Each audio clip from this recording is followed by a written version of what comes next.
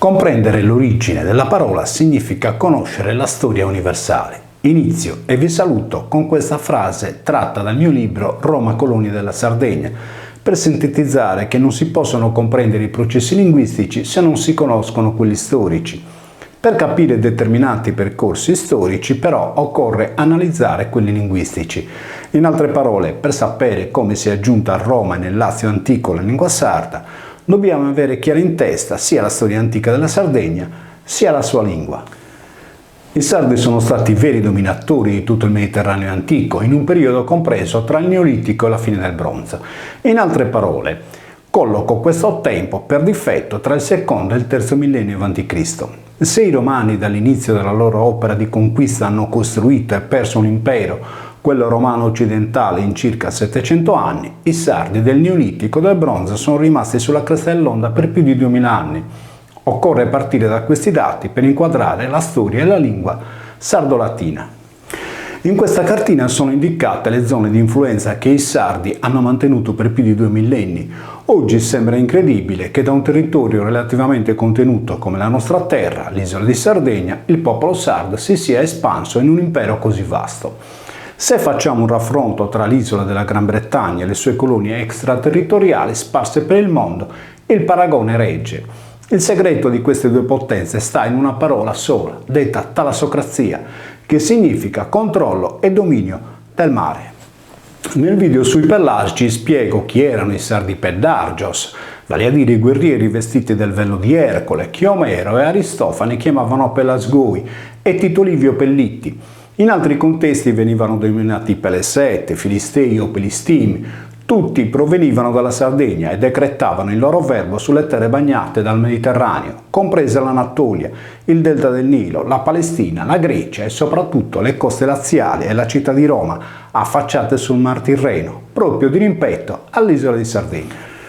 Come tutti gli imperi, anche quello sardo ebbe la propria fine, determinata soprattutto dalla lunga guerra condotta contro gli Ittiti nell'Anatolia orientale. Famosa è rimasta la battaglia di Kadesh, combattuta nel 1274 nella Siria settentrionale, dove i Sardanus o Shardana, con i propri alleati egiziani, arrestarono l'avanzata ittita in Oriente. Un centinaio di anni dopo Kadesh, però, altre formazioni ittite o neoittite come gli Achei e i Dori sfondarono i confini dell'Anatolia occidentale, entrando in Grecia. Un parallelo si può avere nella storia più recente con l'invasione barbarica dell'Italia in seguito alla caduta dell'impero romano d'Occidente, quando, seguiti da intere popolazioni in armi, i Longobardi conquistarono parte della penisola. Gli Achei Dori, dopo aver occupato la Grecia, sferrarono un attacco agli stati anatolici federati dei Sardi, portando a termine da vincitori quella che viene chiamata oggi la guerra di Troia, combattuta intorno al 1180 a.C. per il controllo dello stretto dei Dardanelli. Fu quello il momento in cui i sardi persero la supremazia sul Mediterraneo orientale, segnando l'inizio della loro decadenza. Il colpo finale alle ultime roccaforti sarde in Oriente fu assestato dagli Assiri di Tiglat-Pileser III nel 732 a.C., proprio in concomitanza con la presunta nascita di Roma o della sua probabile indipendenza dalla madre patria Sardegna, avvenuta secondo gli storici nel 753 a.C. Subito dopo, i Greci estesero il loro controllo anche a Occidente, occupando le maggiori città del meridione d'Italia. Quasi contemporaneamente, nella parte centrale della penisola italiana si affermarono gli Etruschi sull'Arno e, a sud del Tevere, la Lega Latina con la città di Roma. Nel Mezzogiorno i Sanniti mantennero uno stato cuscinetto tra i Latini e i Greci. Inoltre, una miriade di popolazioni costruivano o disfacevano alleanze a seconda delle circostanze. Il quadro storico rimase pressoché invariato fino al 496 a.C., quando i Romani sconfissero i Latini presso il lago Regillo e cacciarono l'ultimo re, Tarquinio il Superbo. Nella Grecia continentale, a un certo punto della propria storia, dal 336 a.C., un comandante macedone chiamato Alessandro riuscì nell'intento di unificare sotto il suo dominio tutte le popolazioni greche che fino ad allora si erano combattute le une contro le altre. Alessandro Magno volle anche porre sotto il proprio controllo la lingua e chiamò a sé i letterati delle varie entità, imponendo loro l'elaborazione di una lingua statuale che fosse comune a tutti i greci. Questi dotti composero il greco ufficiale chiamato Koiné. Koine significa comune, termine consono a tale lingua, poiché venne costruita partendo da una base attica, dialetto di Atene, integrata da altre varianti del greco. I linguisti di Alessandro riuscirono a coinvolgere nel progetto la gran parte dei letterati.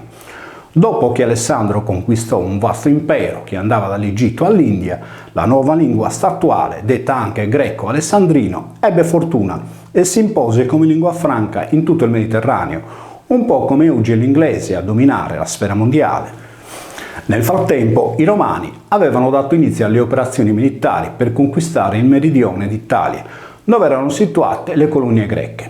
Non dobbiamo guardare il Mezzogiorno italico con gli occhi di oggi, ma con i dati di ieri, quando città come Crotone e Taranto erano tra le più belle e ricche della penisola italiana.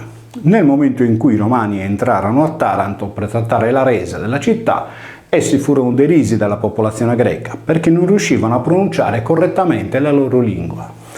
I soldati di Roma, considerati dai greci alla stregua di barbari, ebbero l'ordine di non uccidere i letterati della Magna Grecia, perché sarebbero stati utili in città a insegnare greco ai membri delle famiglie ricche della capitale. I Romani erano affascinati dalla cultura ellenica e dai suoi eroi epici descritti da Omero, per cui una volta conquistato lo stivale greco-italico nel 267 a.C., la maggioranza del Senato romano pensò di unificare la lingua in una koiné, così come aveva fatto Alessandro Magno un centinaio di anni prima in Grecia. Il progetto previde la costruzione di una nuova lingua che mettesse insieme sotto un unico verbo le popolazioni conquistate. L'intento fu quello di suggellare con i greci l'unione politica, culturale e linguistica. L'amore tra Romani e Greci scoppiò a prima vista, quando nel 326 a.C. questi ultimi tradirono i Sanniti, consentendo al console Quinto Publilio Filone di entrare da vincitore a Napoli. Nella città campana i Romani coniarono in caratteri greci la prima moneta con il nome della loro città, chiamandola Romaion. Romaion ricalca con il suffisso una moneta ben più nota, Ilion, che i greci avevano emesso per ricordare la città di Troia o Ilion. Nelle zecche che vanno dal 310 a.C. al 241 a.C., i Romani batterono una nuova moneta, stavolta usando l'alfabeto latino e riportando il nome della loro città con l'epiteto di Romano. Essi ricalcarono, senza la desinenza greca N del nominativo singolare, città quali Tauromenion, oggi Taormina, perché tali toponimi uscivano in lingua greca con il caso neutro e non al femminile, come il genere di Romana o Roma. Romano è considerato dai linguisti un sostantivo o un aggettivo declinati nel caso attivo singolare, quindi in italiano al romano. Il nome della prima moneta, Romaion, è però declinato al nominativo singolare neutro. Romano potrebbe apparire anche come un calco del caso genitivo plurale, ossia dei Romani, ma anche questa ipotesi cade poiché sia Ilion sia Tauromenion non hanno un genitivo plurale, né in greco né in latino. Da ciò si deduce che la voce romano è emessa in volgare italico. Romano infatti esce senza la forma latina o M del nominativo singolare neutro, perché i Romani prima del 240 a.C. non l'avevano ancora creata ed equiparata alla greca ON. Proprio nel 240 a.C. i Romani coniano la loro prima moneta con il nome di Roma. Sempre nello stesso anno, in forma solenne, durante i festeggiamenti per la vittoria sui Cartaginesi nella prima guerra punica, Livio Andronico, uno schiavo greco catturato a Taranto e ospitato a Roma dalla gens Livia, presentò la prima opera in lingua latina comune. In seguito Tito Livio definirà tale opera nella sua Ab Urbe Condita con l'epiteto di componimento regolato. La ellenizzazione della lingua latina non fu pacifica. A riguardo due fazioni si scontrarono. A favore andarono i componenti legati al potente circolo degli Scipioni, mentre contro si erano schierati i senatori vicini alla gens Porzia, di origini latine, il cui capostipite fu Marco Porcio Cattone, detto il censore, che tra l'altro militò in Sardegna. Alla fine vinse chi aveva voluto un'unificazione linguistica del latino con il greco. I Romani, per mostrare al mondo un'antica quanto nobile stirpe imparentata con i Greci, costruirono la leggenda di Enea, l'eroe eliense fuggito dopo la guerra di Troia e sbarcato sulle coste laziali, che aveva dato vita alla dinastia dei re di Alba Longa. Inoltre, per dimostrare la loro devozione a Giove Liceo, equivalente del greco Zeus Lucheo o dio lupo, crearono anche la leggenda di Romolo e Remo, allattati da una lupa. I romani allora ebbero la convinzione che i troiani fossero un ramo dei greci, anche se perdente, ma errando storicamente. Tornando alla lingua latina, sull'esempio di Alessandro Magno, i romani decisero di adottare una nuova lingua statuale, comune, che per sua natura ibrida greco-sarda fu considerata da Dionigi di Alicarnasso, storico del I secolo a.C., né del tutto greca né del tutto barbara. Fino all'era di Ottaviano Augusto, il latino comune fu incentivato dallo Stato romano e gli scrittori erano finanziati direttamente o indirettamente dal potere centrale. Uno degli uomini che curò questo aspetto fu Mecenate. Gaio Cilio Mecenate fu braccio destro e consigliere di Augusto. Egli, attraverso circoli culturali, tenne viva la lingua latina comune, quantomeno nella forma scritta. Dopo la Pace Augustia, quando il potere passò nelle mani degli imperatori provenienti dall'esercito, che erano impegnati nel respingere i vari tentativi di invasioni barbariche, i letterati, che non avevano un patrimonio personale consistente, fecero la fine dei clientes, ovvero sia dei teracos, e si ridussero a prestare la loro opera intellettuale al servizio dei patronus. Uno di questi letterati, il compositore Marco Valerio Marziale, vissuto nel I secolo d.C., scrive nel proprio prologo dei suoi epigrammi che qualcuno non gradiva che scrivesse in latino, e lui risponde che un Catone, riferito a Marco Porzio, che si era opposto alla ellenizzazione della lingua latina, un Catone non entrerà mai nel mio teatro. In realtà poi Marziale abbandonerà Roma e si ritirerà in Spagna, sua terra di origine, dopo essersi assicurato una vecchiaia dignitosa con una nobile quanto ricca donna iberica. Che il latino fosse una lingua non parlata lo dice lo scrittore Aulo Gelio, il quale nel II secolo d.C., in occasione della posa di una lapide in memoria degli scrittori antichi Nevio e Plauto, dice che a Roma si sono dimenticati di parlare il latino. Molto probabilmente Gelio credeva che al tempo di Nevio e Plauto, nel periodo immediatamente successivo al 240 a.C., a Roma si parlasse il latino. Ma come ho già avuto modo di spiegare, il latino comune non entra mai nel linguaggio popolare. I sostenitori della cosiddetta evoluzione dal latino comune al volgare romanzo dicono in sintesi che i romani portarono il latino con i casi greci nei territori conquistati, ma poi, dopo la caduta dell'impero, improvvisamente e tutte insieme, le popolazioni di questi luoghi abbandonarono i casi costrutti greci e tennero per sé solo la radice sardo-latina, legandola alle desinenze locali. Quindi questi popoli trasformarono la lingua portata dai romani, strutturata in casi, in quella ancora in auge, organizzata in articoli e preposizioni. Questa tesi oggi, con lo studio della moderna linguistica, è insostenibile, o forse meglio impresentabile. In un territorio vasto quanto l'Italia, la Francia, la Spagna, il Portogallo e la Gran Bretagna, e in un periodo così breve per la linguistica, una evoluzione della lingua così repentina, soprattutto nei morfemi nominali, è impossibile. Basti pensare che la Gallia è stata conquistata da Cesare solo negli ultimi anni della Repubblica e persa da Roma qualche secolo dopo. Inoltre, luoghi come il centro della Sardegna sono rimasti indipendenti. Tale tesi potrebbe essere accettabile nel caso in cui, durante la loro occupazione, i Romani avessero ucciso tutta la popolazione dell'attuale Europa occidentale, sostituendola fisicamente con coloni giunti da Roma. Questo però non è storicamente documentato, ma nel caso ipotetico in cui tale sostituzione etnica fosse realmente avvenuta, a maggior ragione la lingua portata in quei luoghi dai Romani avrebbe conservato i casi della componente greca, e la lingua latina non sarebbe mai scomparsa, così come invece è avvenuto. A proposito di scomparsa, dobbiamo porci obbligatoriamente un quesito importante. Che fine ha fatto tutta la documentazione precedente 240 a.C., prima che per bocca di Livio Andronico venne inaugurata la lingua ufficiale comune?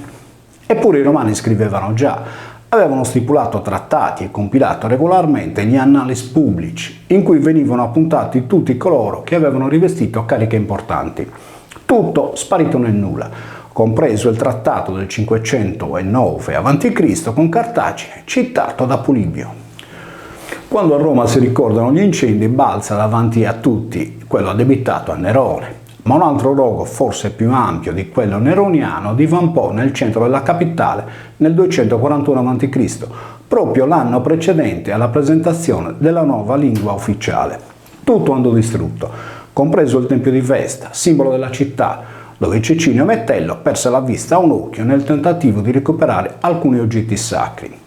Che sia stato un incendio purificatore del passato? Sarà forse una casualità, ma in quell'anno, nel 241 a.C., svolgeva l'incarico di censore Aulo Manlio Torquato, chiamato Attico, come la componente linguistica maggioritaria del greco. Precedenti al fatidico 240 a.C. sono sopravvissuti i seguenti documenti: il vaso di Dueno, un vaso tripode in ceramica con ampia iscrizione; il cipo del foro, comunemente denominato lapis niger, un blocco di pietra in cui si riescono a leggere solo singole parole; e il lapis satricanus, un'iscrizione rinvenuta a Satrico, attuale periferia di Latina. Inoltre, provenienti entrambi dalla città di Palestrina, l'antica Preneste, sono stati considerati precedenti al 240 a.C. due oggetti inscritti. Il primo, un contenitore portagioie chiamato Cista Ficoroni, dal nome dell'antiquario che lo possedette. Il secondo, una spilla d'oro detta fibula prenestina. Sia la Cista Ficoroni sia la fibula prenestina sono state considerate di dubbia autenticità, non tanto per il materiale che le compone, quanto per le iscrizioni ivi riportate, ascrivibili a un periodo posteriore al 240 a.C. Resta quindi come ultimo documento comprovante la scrittura precedente alla data spartiacque del 240 a.C. solo il vaso di Dueno, che io ho scoperto essere scritto in sardo, senza i casi provenienti dal greco. Per la trascrizione completa del vaso vi rimando alla lettura del mio libro Il vaso di Dueno. L'iscrizione del vaso è anche riportata nel mio libro Roma Colonia della Sardegna. Dedicherò il prossimo filmato all'analisi e spiegazione di tale testo, in modo che la traduzione divenga di dominio pubblico.